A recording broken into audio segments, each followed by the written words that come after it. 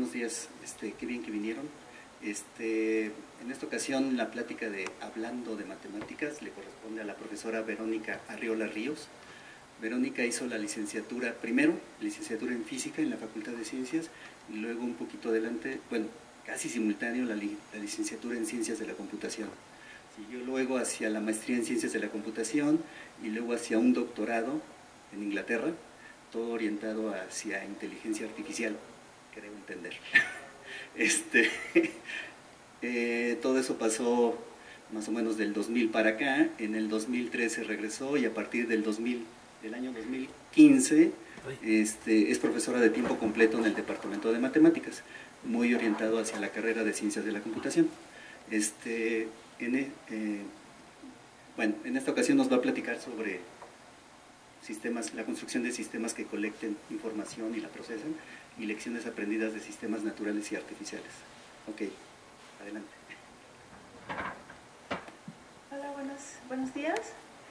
Antes de comenzar necesito hacerles una pregunta genérica. ¿Cuántos de los que están en la audiencia son matemáticos? ¿Cuántos son de ciencias de la computación? Aquí hay una intersección interesante. ¿Cuántos son biólogos? Ah, caray. ¿Hay alguna carrera por la que no haya preguntado y que tenga algún representante? ¿Físicos? A ver, ¿cuántos físicos hay? Ok, 4 físicos, muy bien. Entonces, lo primero que les voy a decir es, esta plática es un poco un comercial. Es un comercial porque se trata de un área de investigación completamente interdisciplinaria por su naturaleza. En la Facultad de Ciencias, pues ahorita estamos empezando precisamente con proyectos en esta área. Y necesito hablarles un poco de cómo necesitamos colaborar entre diferentes áreas para resolver un problema común. Desde todas las carreras que mencioné ahorita, nos ha preocupado el problema de la inteligencia. Ya sea en matemáticas de una forma más abstracta, pues lo que hacen es estudiar problemas, estudiar propiedades matemáticas, estudiar espacios.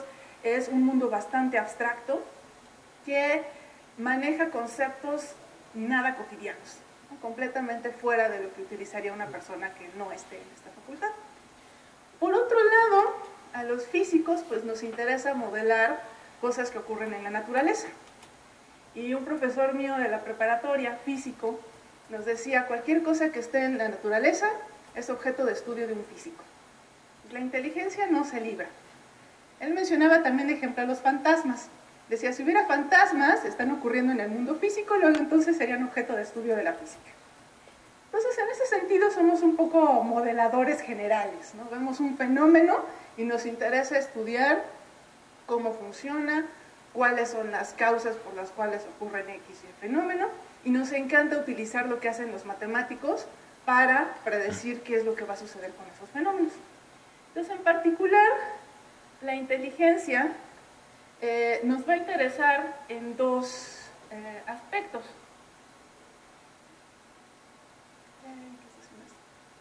Por un lado, como fenómeno que queremos estudiar. Y por otro lado, va a venir una pregunta un poco reflexiva. ¿Cómo es que nosotros mismos estudiamos esos modelos? ¿Cómo es que nosotros mismos generamos modelos del mundo en el que vivimos? Y no es una pregunta nada trivial. Mencioné también a los biólogos. De hecho, esta plática está basada en un artículo que escribimos entre dos expertas en cognición animal. El líder del grupo de investigación, que es filósofo, especializado en inteligencia artificial, y en mi caso, que pues soy física computóloga. Es una de las primeras aventuras para hacer estos trabajos, pues sentarnos y unificar un poco criterios de lenguaje, problemas que nos interesaban, y nos encontramos con una dificultad muy grande que enfrentaban nuestras compañeras de cognición animal. Ellas nos decían que ellas pueden estudiar qué hacen los animales, pero averiguar cómo lo hacen, eso ya era casi harina de otro costal. Entonces, particularmente Zoe, que era otra chica que estaba haciendo el doctorado al mismo tiempo que yo, se sentía muy frustrada porque decía, es que yo quiero hacer un modelo de cómo funciona el cerebro de un periquito. Y dije, ay, en la torre, si quieres hacer esto para el doctorado no vas a acabar, ¿no? Los computólogos llevamos tratando de modelar el cerebro de una hormiga y creo que no hemos pasado de ahí. Entonces, ese primer encuentro fue un decirnos, ¿qué problemas tienes tú? ¿Qué problemas tengo yo? ¿Y cómo podemos apoyarnos la una a la otra para resolver nuestros problemas? Entonces, a partir de ahí hasta diseñamos experimentos en paralelo a lo largo de nuestros doctorados. No es exactamente lo que voy a presentar en esta plática, pero esta plática tiene muchos de los fundamentos detrás de esta colaboración. Saldrá por ahí algo mencionado de repente. De aquí que, pues, el líder de este grupo de investigación, que les digo que era filósofo, nos insistía mucho en un punto. Dice, yo veo que los científicos actualmente, por ejemplo, los que hacen robótica siempre asumen un plano euclidiano. Ponen un plano cartesiano, encuentran coordenadas, generan un mapa y ahí ponen a navegar al robotito, ¿no? Quiere agarrar un objeto, pues tienen que detectar las coordenadas, calculamos una transformada inversa para ver cómo se tiene que mover, dónde estaba y lo puedo agarrar. Pero los seres humanos, ¿tenemos plano cartesiano en la cabeza? Es más, los que son matemáticos y han estudiado geometría moderna, ¿dónde están los planos cartesianos? Muchos de los teoremas con los que trabajamos, pues no incluyen necesariamente un espacio métrico de este estilo. Entonces, siempre que había una plática, a él le encantaba hacer sufrir al ponente, diciéndole, bueno, y si no tienes un plano cartesiano, ¿cómo puedes demostrar, cómo puedes lograr que tu agente aprenda a manejar X, Y concepto que no depende de ese tipo de planos? Entonces él nos insistía muchísimo en que no bastaba sentarnos y empezar a trabajar, sino que teníamos que dar un paso atrás y preguntarnos, a ver, si queremos atacar el problema de la inteligencia, del conocimiento, de la adquisición de conceptos, etcétera, etcétera, ¿qué requerimientos tenemos para definir a este tipo de agentes? ¿Cuáles son los problemas que va a tener que resolver este tipo de agentes? Y bueno, en la portada de esta plática puse más o menos en el fondo unas piezas de un rompecabezas. Lo que voy a presentar se parece mucho en el sentido de que pues no están ensambladas. De hecho aquí quedaron un poco tapadas por el título, pero están como que más o menos empalmadas, todavía no están colocadas en su lugar. Entonces lo que les voy a presentar es precisamente esta lista de requerimientos, una no completamente exhaustiva, pero un buen punto bastante general por donde empezar a trabajar, de cosas que a menudo pasan desapercibidas cuando tratamos de programar sistemas inteligentes. Y aquí vamos a ver cómo de cada una de las disciplinas que hemos mencionado tenemos algo que nos están dejando de tarea.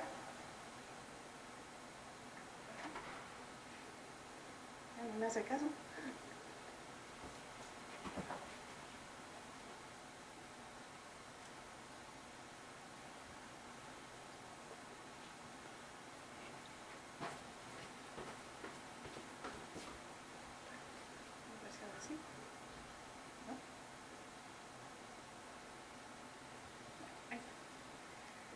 Lo primero es, estamos acostumbrados a que los computólogos les copiamos cosas a los biólogos, ¿no? Les copiamos los algoritmos genéticos, les copiamos las redes neuronales, pero también tenemos una propuesta de que podemos trabajar a la inversa. Los que trabajamos en robótica podemos ayudarles también a los biólogos en el siguiente sentido. Dice, sugerimos vincular el estudio de la cognición animal con investigación en robótica. Primero, no porque existan robots cuyos mecanismos para procesar la información puedan explicar las competencias de los animales. O sea, claro, no vamos a proponer en este momento un modelo que diga así funciona el cerebro de los animales. Este no es ahorita el objetivo. Aunque no lo tengamos como primer objetivo, sí va a tener una consecuencia directa en el estudio de los sistemas naturales. Y es la siguiente, dice, sino porque pensar como un diseñador de robots acerca de los mecanismos requeridos por el robot puede sugerir problemas de investigación relevantes acerca de cómo funcionan dichos mecanismos en animales. Y en esto viene muy rápido una anécdota de inteligencia artificial. hay cosas que los seres humanos hacemos muy fácilmente, hasta nos parece trivial. Yo les enseño esto y todos saben que es un control remoto. A lo mejor pueden tener dudas de exactamente qué tipo de control, ¿no? Tal vez si no lo habíamos visto antes, pues no sabemos que me sirve para controlar las diapositivas, pero le vemos botoncitos y se agarra con la mano, entonces tiene cara de control remoto. Hagamos esto con una computadora, y bueno, creo que apenas en los últimos años, después de entrenarlas durante meses en la red, pues ya más o menos aprenden a etiquetar que esto es un control remoto. Para nosotros es obvio. Programarlo en una computadora no es obvio. ¿Qué algoritmos se requirieron para identificar los puntos clave de esta forma que nos van a permitir decir esto es un control remoto? Encontrar ese algoritmo no es trivial. Entonces, cuando platicábamos con nuestras compañeras de cognición animal, nos decían, hay muchas capacidades que nosotros sabemos que el animal puede hacer y hasta les parece muy fácil. Nos hablaban de una arañita o de un cierto animal, no, era más bien un animal que le interesaba comerse una arañita, que podía hacer planes muy complejos sobre en qué brincar y en qué apoyarse para llegar hasta la arañita y caer. Ahora, pídanle a alguien de robótica que detecte las esquinas en las que se debería de apoyar un robot, con qué fuerza brincar para hacer una trayectoria como esa hacia atrapar un animal, les va a decir, no podemos ni construir las patas que brinquen así.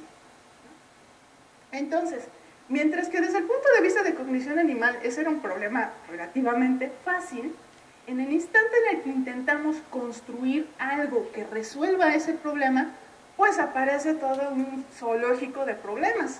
Desde cómo tiene que ser la forma física del aparato para que pueda reproducir sus movimientos, qué tipo de sistema de percepción va a necesitar, si es un bichito tan pequeño, pues entonces cuánta memoria voy a utilizar y cuánto poder de procesamiento voy a tener disponible para hacer todo el cálculo. Entonces, los que estudian física, pues habrán que estudiar una trayectoria de algo que va acelerando el movimiento y rebotando, pues puede ser bastante complejo. Sin embargo, un bichito de este tamaño puede resolver el problema. Entonces, en el instante en el que intentamos construir un robot que haga eso, pues les podremos decir, miren, yo lo intenté resolver así, ¿cómo le hizo tu animal? Y en ese momento los de cognición animal nos van a decir, ay mira, pues había visto que lo sabía hacer, pero nunca me imaginé que hubiera un procesamiento tan complejo detrás. Entonces, eso les abre a ellos posibilidades de nuevos puntos de investigación. A lo mejor algo que ellos creían que no era interesante, de pronto resulta que es algo que vale la pena encontrar cómo lo está resolviendo un agente animal. Entonces, vamos a entrar un poco más en materia concreta de esta plática. Podemos pensar en diferentes complejidades de agentes, desde pequeños organismos unicelulares, que lo único que hacen es, por ejemplo, seguir gradientes térmicos para encontrar dónde está el alimento. Esos serían muy sencillos, no necesitan gran cantidad de procesamiento. Lo que necesitan más bien es haber evolucionado lo suficientemente bien para moverse en la dirección correcta del gradiente térmico y que encuentren la comida. No intenten moverse en la dirección opuesta porque no van a encontrar nada.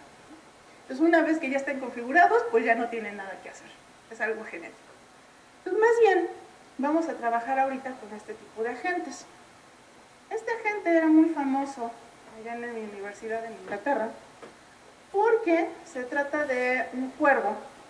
Hay una raza concreta de cuervos, la New Caledonian Crows, que utilizan varitas que encuentran en la naturaleza para picar hoyitos en los árboles y sacar larvas.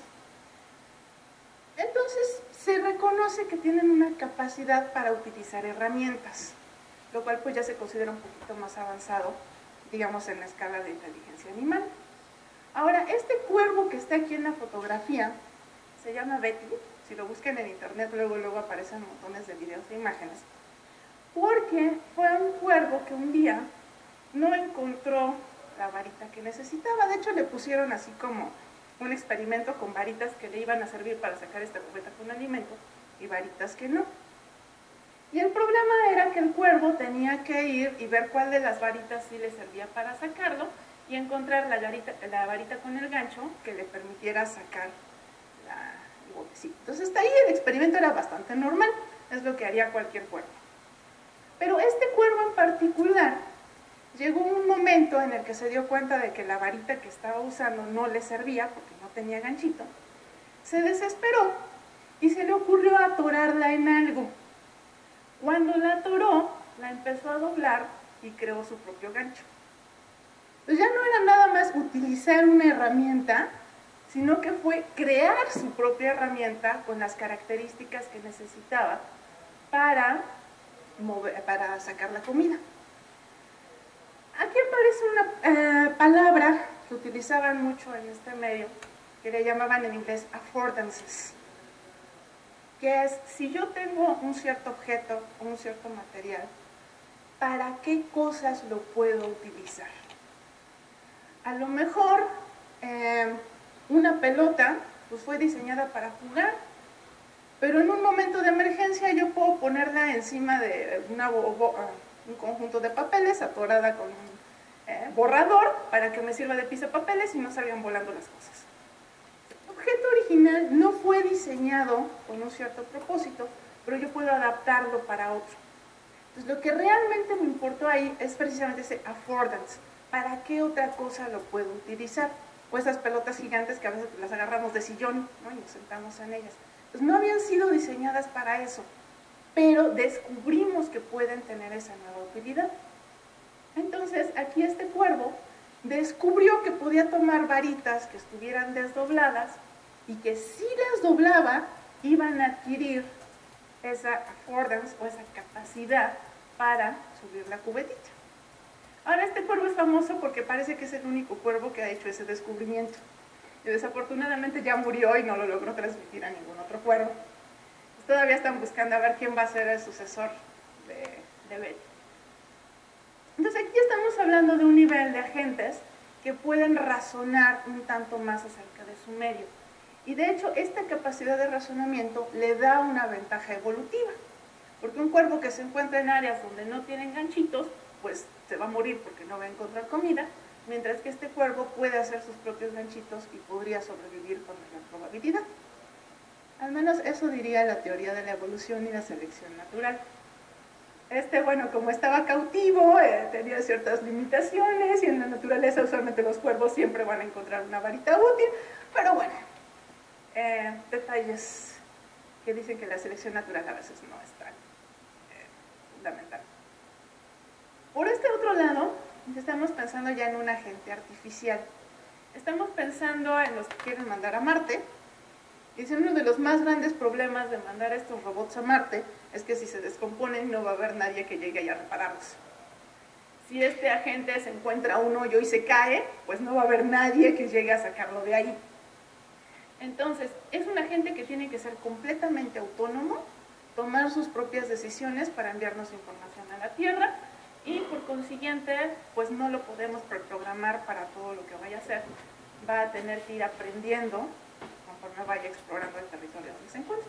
Entonces, es un poco más parecido al ambiente donde viviría precisamente un agente animal. Bueno, entonces ambos agentes tienen que procesar la información a su alrededor para cumplir con su propósito. Vamos a distinguir entre dos definiciones de información. La primera definición está ahorita de moda en todo lo que le llamamos teoría de la información. Y la segunda definición, dice, pues tiene que ver más con el significado cotidiano. Ahora, hay cosas en común entre ambas definiciones que voy a querer resaltar. La primera, ¿qué es lo que buscaba Shannon? Dice, estamos tratando de transmitir información a través de un canal. Hagan de cuenta la señal de internet, los bits que quiero transmitir, o una señal telefónica, que se escuche bien la voz que está pasando a través del cable. Entonces a Shannon le importaba la señal que está transmitiendo a través de un cierto canal de comunicación. Bueno, resulta que las señales pueden ser o muy simples, y entonces necesitaría pocos bits para mandarlas y todo lo demás se puede reconstruir. O pueden ser señales que varían mucho. Si hay mucha variación, entonces va a tener que describirlas con mucho más cuidado para que no se pierda la forma original de esa señal. Él trataba entonces de cuantificar qué tantos bits tiene que enviar para que la señal pueda ser reconstruida lo más fielmente posible. Y curiosamente llegó a esta cantidad, que lo que mide es el número mínimo de bits que necesito para poder transmitir correctamente una señal. Y refleja qué qué tanta variación existe en la señal, qué tan fácil es mandar poca información y reconstruirla, o tener que mandar muchas más señales para poder reconstruir la señal original. Curiosamente, entonces, a esta definición no le llaman información, le llaman entropía. Y dicen que le copió la idea a los físicos.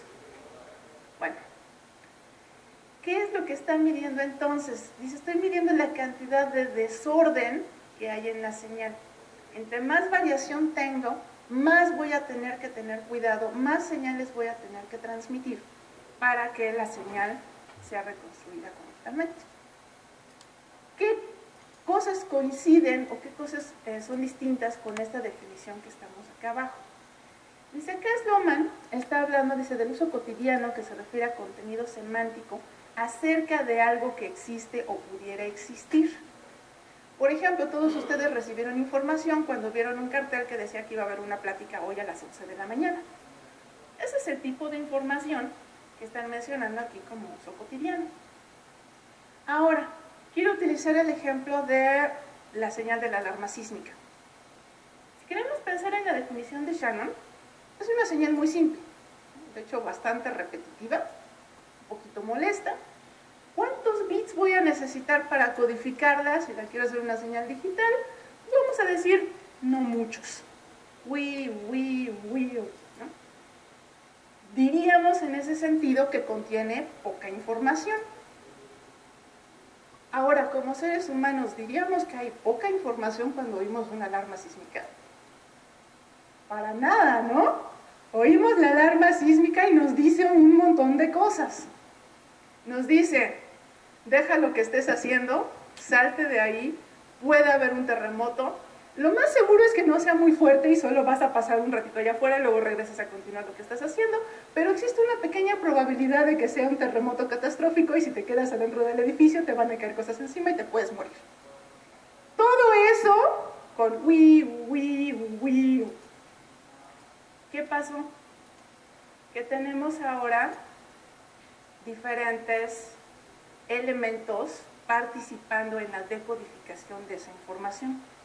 Dice, por un lado, tenemos un portador. El portador es la señal WIU. Pero además del portador, tenemos dentro del individuo, tenemos un agente receptor. Alguien que está oyendo esa señal. Dentro del agente receptor tenemos ya una representación previa de un montón de información que nosotros le vamos a llamar un contexto. Entonces ya había información antes codificada dentro del receptor. ¿Cómo está codificada esa información?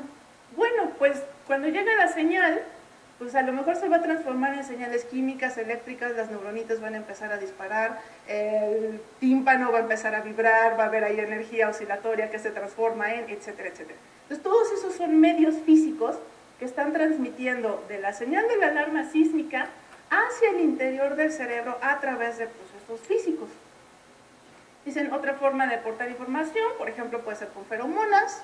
Son cosas que están en el ambiente, pero que pueden afectar el comportamiento de un individuo porque percibe cosas acerca de su ambiente.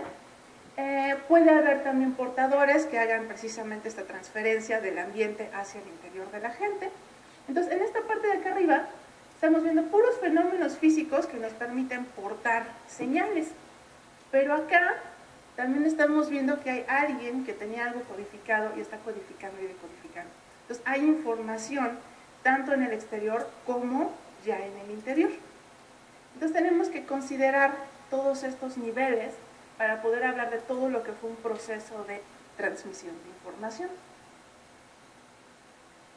Vamos a hablar también de que la información puede permanecer durante poco tiempo o durante mucho tiempo.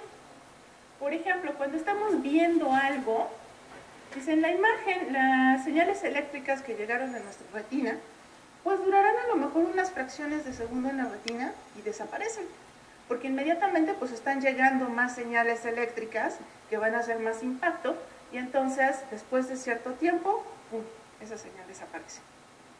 Pero su efecto va a continuar viajando a través del cerebro hasta regiones donde va a permanecer por más tiempo. A lo mejor para algunos de ustedes, esta imagen del cerebro se les va a quedar a lo mejor unos minutos, a lo mejor unas semanas. Si a alguien le impacta mucho, a lo mejor se le queda de por vida. Entonces, esta sería una imagen que está pasando en las siguientes áreas del cerebro y está siendo transformada en una nueva forma de información. Ya no la vamos a ver simplemente como una onda electromagnética que me produjo la sensación lila o la sensación azul en el cerebro, sino que lo vamos a ver como todo un conjunto de conceptos que nos habla de todo el camino que recorre la información visual hacia las diferentes regiones del cerebro, donde algunas regiones van a almacenar qué es lo que estamos viendo, cómo interpretarlo, por qué está ahí, dónde está, qué significa lo que estamos viendo en esta imagen. Entonces, todo eso nos está hablando ya de una forma de información que se llama persistente. Y cuando hablamos de información persistente, entonces también nos va a permitir formar conceptos. ¿Pero qué es un concepto? ¿Para qué queremos conceptos? ¿Por qué estamos generando estas cosas abstractas? Y vamos a empezar a jugar con eso en las siguientes diapositivas. Antes de eso, quiero hacer un pequeño paralelismo. Recuerden que soy computóloga y quiero hacer robotitos inteligentes. Entonces recuerdo mi clase de sistemas operativos. En mi clase de sistemas operativos y arquitectura de computadoras me hablaron de dos niveles de memoria. De la memoria RAM, que es muy rápida, muy eficiente, pero que se le borra luego la información. Y tengo una memoria disco duro, más lenta, magnética, bueno, ahorita ya está en los estados sólidos, pero aquí puedo guardar la información por mucho más tiempo, 1 o 2 años mínimo, a veces el disco es chapa y se echa a perder, pero en principio aquí tengo memoria corta y aquí tengo memoria durante más tiempo. ¿Por qué tengo estos dos niveles? ¿Por qué no tener, por ejemplo, pura RAM o puro disco duro? Bueno, aquí viene la analogía. No necesito almacenar durante mucho tiempo las señales eléctricas de algo que estoy viendo ahorita, pero sí necesito poder procesarlo muy rápidamente para extraer la información que quiero guardar permanentemente. Esto es algo parecido a lo que estamos haciendo con la RAM. En la RAM procesamos todo lo que es rápido, la información que necesito solo en este momento para poder trabajar. De hecho, a los que trabajan con el cerebro esto le llamarían la memoria de trabajo. Y en el disco duro, que es más lento, pero donde puedo guardar cosas por más tiempo, estoy metiendo las señales ya procesadas, ya únicamente las partes que me interesan, y lo voy a poder guardar durante más tiempo. También hay un fenómeno bastante curioso. Si no tengo suficiente RAM, puedo mandar unas cosas que les llaman páginas, a que lo guarde un ratito en el disco duro. De hecho, les digo que es cuando el sistema operativo se nos congela un rato y lo dices así, ya puedo continuar. Bueno, es porque está haciendo esta transferencia de aquí para acá, ¿no? Bueno, resulta que a los seres humanos nos pasa lo mismo. Si yo ahorita les estoy hablando de neuronas, cerebro y demás, todos ustedes ahorita tomaron su memoria de largo plazo, la cargaron hacia acá y todo lo que está relacionado con este contexto lo tienen trabajando en su memoria RAM, en su memoria de trabajo. Pero si de repente les empiezo a hablar, no sé, del hoy no circula, pues a lo mejor van a tardar un ratito en a ver, qué recuerdo del hoy no circula, etcétera, etcétera, ¿no? Entonces va a haber lo que le llamamos un context switch, cambio de contexto. Tengo que quitar lo que me estaba preocupando ahorita, liberar un poquito de memoria para que llegue el nuevo tema del que me están hablando, y este se va para acá, este para acá. Entonces hay un intercambio. Este proceso de estar cambiando de una memoria a otra es algo necesario. Y a veces en las áreas de matemáticas es donde no se estudian tanto estos problemas. ¿Por qué digo que es algo necesario? Y aquí me voy a ir a la siguiente diapositiva. Tenemos agentes actuando en un medio. Las computadoras existen en este universo. Nosotros existimos en este universo. Y este universo tiene reglas que no podemos romper. Las reglas de la naturaleza podremos aprender a aprovecharlas, pero no las podemos cambiar. Entonces, ¿qué restricciones tenemos? Por ejemplo, gasto de energía. Cuando estudiamos matemáticas podemos estudiar universos infinitos, tiempo infinito, procesos aleatorios que eventualmente llegarán a tal estado, porque podemos contar con este universo abstracto en el que nos alcanza para todo. Pero cuando entramos a ciencias de la computación o a física, algunos matemáticos hasta se burlan de nosotros, porque lo primero que nos empieza a preocupar son los límites. ¿Cuánto tiempo me voy a tardar? ¿Cuánta energía necesito para realizar este procesamiento? ¿En qué sistema físico lo voy a implementar? Y esos son problemas muy reales, muy tangibles, que curiosamente también resuelven los matemáticos. Todo matemático necesita comer para poder ponerse a estudiar cómo va a derivar su siguiente teorema. Entonces ese matemático necesitó energía, necesitó un cerebro que está procesando los conceptos abstractos,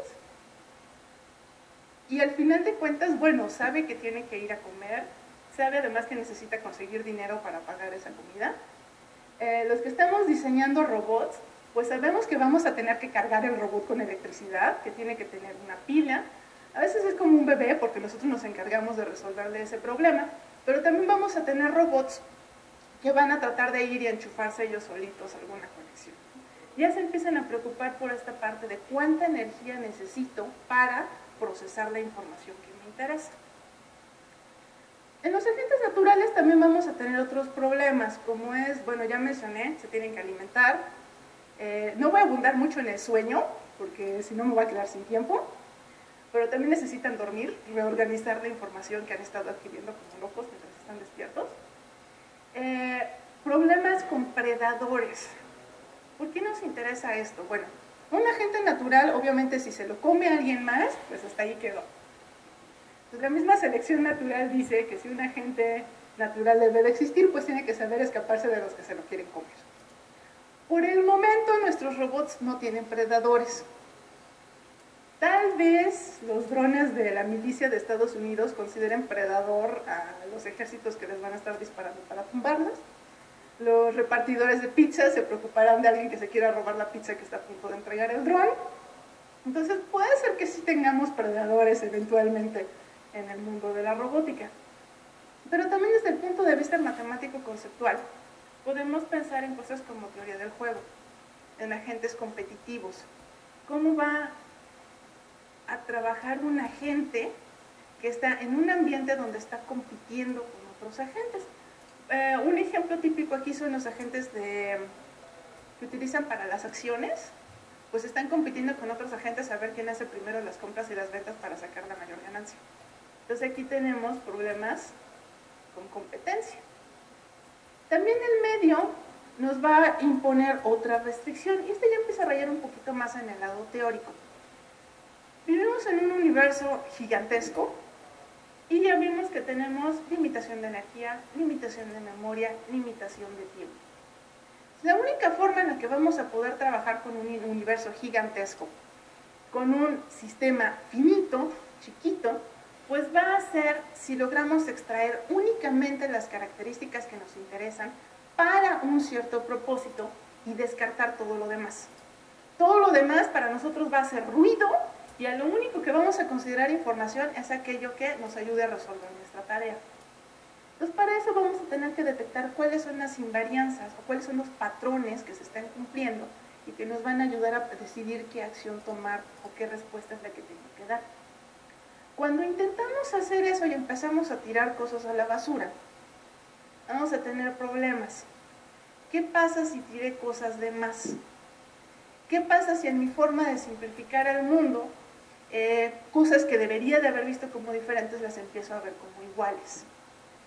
Como las típicas frases, es que todos los hombres son iguales, o los hombres, todas las mujeres son iguales.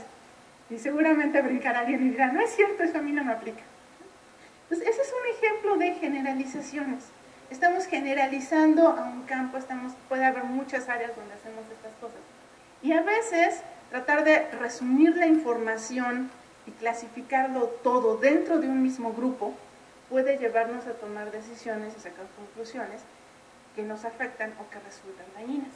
Entonces aquí también existe una presión para que en el instante en el que empezamos a detectar patrones y a decidir qué nos importa y qué no nos importa, pues vamos a tener aquí un gano-pierdo.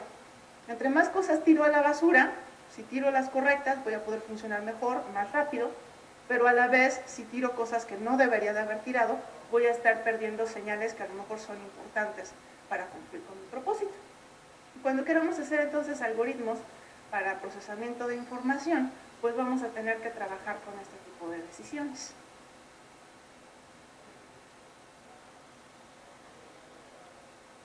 Bueno, vamos a empezar a pensar en soluciones que han dado agentes naturales. Ahorita existe una muy fuerte tendencia a querer hacer que todo sea aprendido. ¿Cuál es el conjunto mínimo de conocimiento que debe de tener un agente para que a partir de ese conjunto mínimo pueda adquirir las demás competencias que va a ir necesitando, adaptarse al ambiente a través de la experiencia y entonces cumplir con la tarea para la cual fue diseñado? En el caso de los agentes naturales, pues para poder sobrevivir, tener prole. En el caso de los robots, pues a lo mejor para mandarnos información interesante de Marte, o a lo mejor para hacerle buena compañía a algún adulto mayor, etcétera, etcétera. Entonces, vamos a tener aquí ahorita una competencia entre dos opciones. De hecho, en el mundo natural hacen una diferencia entre especies, les llaman altriciales, y especies precoces. Un ejemplo de especie precoz sería una jirafa, un caballo. Dicen, en el instante en el que nacen del útero de la madre ya saben caminar, ya saben alimentarse solos, nacen con muchas competencias ya hechas, pero usualmente son poco flexibles. En el caso de el otro grupo de animales, serían las especies altriciales, son las que requieren que tengan papás que los estén cuidando durante mucho tiempo. Los seres humanos por excelencia.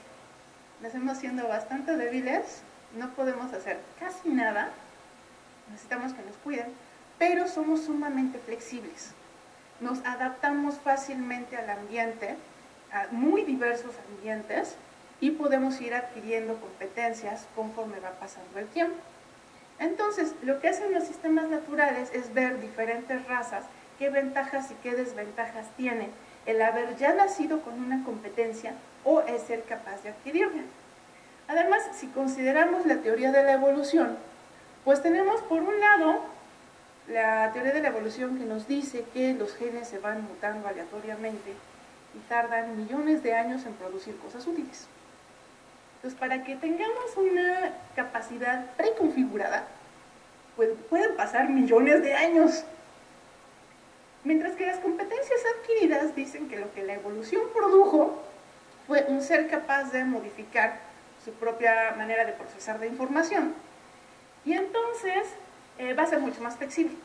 Entonces quiere decir que en el tiempo de una vida, desde los 5, 10, 15, 20, 30 hasta 70 años o 90 o 100, vamos a poder aprender cosas y adaptarnos rápidamente a un medio que puede estar cambiando. Entonces vamos a hablar más bien de competencias adquiridas, y estas se adquieren mucho más rápido. Entonces dicen, bueno, tipo de competencias que pueden venir preconfiguradas. Un animal ya sabe comer, sabe escapar, dicen mínimo, por ejemplo, para poder desarrollar un sistema de visión, vamos a tener que poder detectar formas, detectar aristas, detectar contornos, curvatura, texto, y a partir de eso comenzaremos a comprender cosas como objetos, sillas, funciones, reconocer personas, etc. Aquí hay un debate acerca de si esto ya se sabe cuando uno nace o si esto se va entrenando en los primeros meses de vida cuando el bebé abre los ojos y empieza a percibir información y se empiezan a definir los patrones de las conexiones neuronales. Entonces aquí, bueno, es preconfigurado, se aprende, hay un debate interesante. Cosas adquiridas, bueno, ¿qué va a obligar a un agente a tener que adaptarse a un medio cambiante? ¿Por qué no podemos nacer ya con todo resuelto? Dice uno, que los roboticistas casi nunca pensamos, cambios climáticos. Los animales tienen que lidiar con el hecho de que en primavera van a encontrar comida en un lado y en invierno la van a encontrar en otro lado y se tienen que desplazar. Entonces, saber por dónde migrar no es un problema nada fácil. ¿Cómo lo resolvieron las aves? ¿Cómo saben de qué país a qué país ir y en qué fecha? Cambios geológicos, las grandes migraciones cuando vinieron las eras glaciales. ¿Cómo nos tenemos que adaptar a esto? Cambios en el comportamiento de competidores. Si estoy echando carreritas contra alguien más y el otro ya aprendió cómo le estoy ganando, va a cambiar su estrategia y entonces yo también me tengo que adaptar. Variaciones en la disponibilidad de alimento. Bueno, esto casi se explica solito. Si ya sabía dónde hay alimento y ya no está ahí, pues lo tengo que buscar en otro lado, me tengo que adaptar. Dice carreras coevolutivas entre razas predadoras y presas. Tenemos otra vez un ambiente competitivo donde hay que cambiar el comportamiento. Entonces estamos hablando de que mis funciones para procesar la información que estoy recibiendo y para decidir qué acción tomar, pues van a tener que tener flexibilidad a que mi contexto va a estar cambiando y por consiguiente las funciones tienen que adaptarse o inclusive cambiarse a sí mismas. ¿Cómo vamos a resolver entonces el problema de aprendizaje en un ambiente que es demasiado complejo? Estamos pensando en un ambiente como el ambiente en el que vivimos. Por un lado, vamos a tener que aprender a particionar este ambiente y aprender acción por acción, cachito por cachito. Y aquí hay un problema de investigación muy interesante. ¿Cómo vamos a seleccionar qué del ambiente vamos a estudiar en un momento y qué no? ¿Me importa imagen? ¿Me importa sonido? ¿Me importan hechos históricos? Si estoy viendo una imagen, de la imagen, ¿qué parte me interesa? Este es un problema muy, muy grande, muy, muy abierto. Utilizar mecanismos de atención. Bueno, dentro de ese ambiente voy a tener que restringirme a ciertos dominios. A veces una clave es precisamente potencialidades, qué tipo de acciones voy a poder realizar y concentrarme en resolver a lo mejor un tipo de problema. Entonces aquí menciono otra vez al cuervo, se enfocó en un pequeño dominio, que son los palitos que puedo utilizar para sacar mi alimento. La potencialidad es qué necesito para construir ganchitos que me permitan sacarlo. Entonces este cuervo desechó toda la demás información del ambiente y se enfocó en este pequeño dominio, en esta pequeña acción. ¿Cómo podemos separar toda la información que entró de los sentidos para de pronto enfocarme en este pequeño micromundo? Siguiente, bueno, aquí va muy parecido, dice elegir un subconjunto del ambiente y variar sistemáticamente las acciones que se realizan en él. Por ejemplo, un niño que de repente enfoca toda su atención en un juguete, se olvida de todos los demás juguetes y empieza a hacer todo lo que puede con él, ¿no? Lo avienta, lo muerde, lo prueba, lo patea, se duerme en él. Entonces prueba todo tipo de acciones en un pequeño micromundo y se olvida de todo lo demás. Esto le va a permitir ganar un conocimiento mucho más generalizado de ese pequeño micromundo en el cual está trabajando. Ahora, entonces si empezamos a pensar en todas las secciones que tenemos que resolver si queremos hacer un agente que procese la información desde el nivel más bajo hasta el nivel más alto, pues entonces vamos a estar trabajando desde los mecanismos perceptuales que detectan información, eligen qué parte de esa información van a convertir en información persistente, la va a tener que guardar en forma de estructuras, bueno, va a tener que estructurar, y aquí también, bueno, doble significado, tenemos una cierta naturaleza que detecta estructuras espaciales y detecta cambios en el tiempo. Espacio y tiempo, acciones, y para poder explorar este mundo y realizar toda esta detección y mejorar nuestras estructuras internas, pues vamos a tener que interactuar con el ambiente externo. Entonces aquí empieza a haber una especie de ciclo que nos dice, la información entra, pero también falta la parte motora, que es yo puedo interaccionar con este ambiente, y eso me va a producir dos fuentes de información. Uno, yo sé qué comandos envié, y además voy a ver qué efectos hay en el mundo por culpa de la interacción que yo estoy realizando. Entonces vamos a empezar a trabajar con dos partes. Dice, cambios en el ambiente porque yo los generé, y cambios que están ocurriendo en el ambiente pues porque el ambiente solito tiene un comportamiento. Igual vamos a tener que poder distinguir entre dos conceptos diferentes en esta parte. Entonces bueno, aquí empieza una parte del comercial, les decía. Una tendencia ahorita es precisamente a tratar ya de integrar todas estas partes. Es algo que la inteligencia artificial se quería hacer desde que se fundó la materia, y bueno, han pasado ya como 70 y tantos años, 80, y apenas varios de estos pedacitos como que se han empezado a resolver, y ahora la pregunta es ¿cómo los volvemos a juntar? Una una de las áreas que está intentando hacer esto es lo que hace conocimiento profundo, y una técnica es tratar de utilizar redes neuronales que traten de copiar un poquito lo que hacen los entes naturales y empezar a construir todas estas conexiones. Hay otros enfoques que se les llaman enfoques híbridos, que lo que van a hacer es conectar diferentes técnicas, por ejemplo, de inteligencia artificial más clásica, de lógica, de otras materias, para llenar cada uno de estos módulos, y entonces vamos a tener cosas híbridas dentro de cada uno de los módulos que colaboran entre sí y tratan de cerrar todo este ciclo. Es un problema ahorita completamente abierto, es un comercial, los que les interesan estas cosas se habrán dado cuenta de que hay mucha chamba. Y entonces aquí quiero terminar esta sección con una frase de una de nuestras compañeras, presente de cognición animal, que hace mucho énfasis en comprender el mundo sensorial del animal. Dice, dado que actúa tanto como conductor, por aquí llega la información, dice, como filtro para la información que se reúne, pero muchos detalles aún no han sido estudiados. Como conductor, porque esa es la conexión que tiene la gente con el universo, el ambiente, dice, pero también como filtro. Por ejemplo, nosotros no tenemos un sonar como lo tienen los murciélagos. Entonces, esa es una fuente de información que nosotros no tenemos. Ya hay un filtro ahí de inicio porque esa información no está entrando a nuestro sistema. Entonces también esta es parte del diseño que tenemos que estudiar. ¿Qué sensores necesita nuestro agente para poder adquirir la información que va a necesitar? A lo mejor le estamos pidiendo que resuelva un problema que no puede resolver, no por la parte matemática, no por la parte del procesamiento de la información, sino porque ni siquiera está entrando la información que necesitaba para resolver el problema. Entonces, ya esta parte viene un poquito más rápido. Vamos a entrar a una serie de requerimientos teóricos, más o menos qué cosas esperaríamos que deberían de tener estos sistemas. En principio dice debe de poder reaccionar a condiciones impredecibles, no podemos programar todo, no conocemos todo en el universo, tiene que poder reaccionar, tiene que operar autónomamente, elegir sus propias acciones, cuándo explorar, cuándo aprender, cuándo alimentarse, cuándo dormir. Si tiene errores, tiene que ser capaz de curarse a sí mismo, porque no va a haber nadie que llegue y la arregle. Es un gran problema para el área de planeación. Tiene que utilizar una combinación de explorar su medio ambiente para poder aprender acerca de él, pero también me falta aquí otro punto, que es explotar el conocimiento que ya tiene para satisfacer sus necesidades.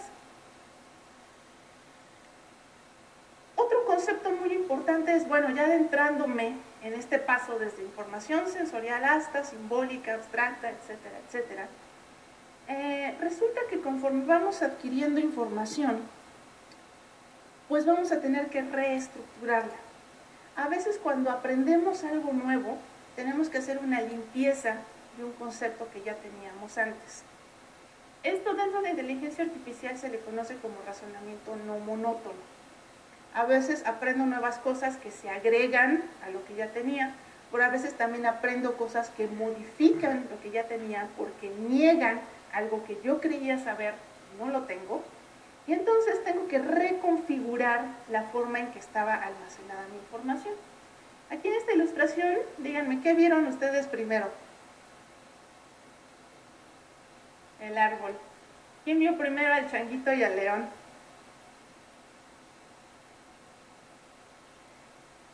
¿Qué pasa cuando ven al changuito y al león?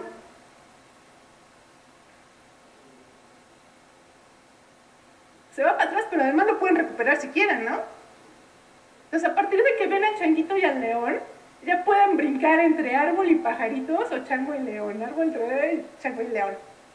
Entonces, en el primer instante crean una representación interna de esto, y cuando lo miran un poquito más, se dan cuenta de que esa representación estaba incompleta, que de hecho aquí había otras cosas que tenían que ver. Y una vez que reestructuran toda su percepción de esta imagen, ya les permite brincar de una a otra voluntad. Este es un pequeño y rápido ejemplo de lo que sucede cuando adquirimos nuevo conocimiento y la forma en que lo habíamos representado dentro de nuestro cerebro cambia. Ahora, esta idea de representar conocimiento con símbolos es viejísima. De hecho, por eso se inventó el lenguaje Lisp, ¿no? Hacer programas que se programen a sí mismos. ¿Cuál es la bronca con este tipo de representaciones? tratar de cambiar este grafo cuando se introduce nueva información es un problema combinatorio espantoso. Y a la vez nos puede servir en psicología para pensar por qué los seres humanos a veces somos contradictorios. Tenemos cachos de información que llegaron en diferentes tiempos y no los hemos integrado completamente. A veces precisamente por esos requerimientos de tiempo, espacio y energía. ¿Cuánto tiempo necesitaría nuestro cerebro para poder hacerlos consistentes? Si es que la evidencia le permite hacerlos consistentes. Porque nuestro mundo nos permite acceso a información incompleta, a menudo inconsistente, a veces a malas interpretaciones. Entonces, ¿cómo reorganizar esta representación interna? También es un problema abierto, fantástico, en el cual hay muchísimas cosas que hacer. Otro aspecto importante a la hora de procesar información, dice, es cuando combinamos conocimiento de diferentes dominios. Aquí un ejemplo rápido, la Coca-Cola.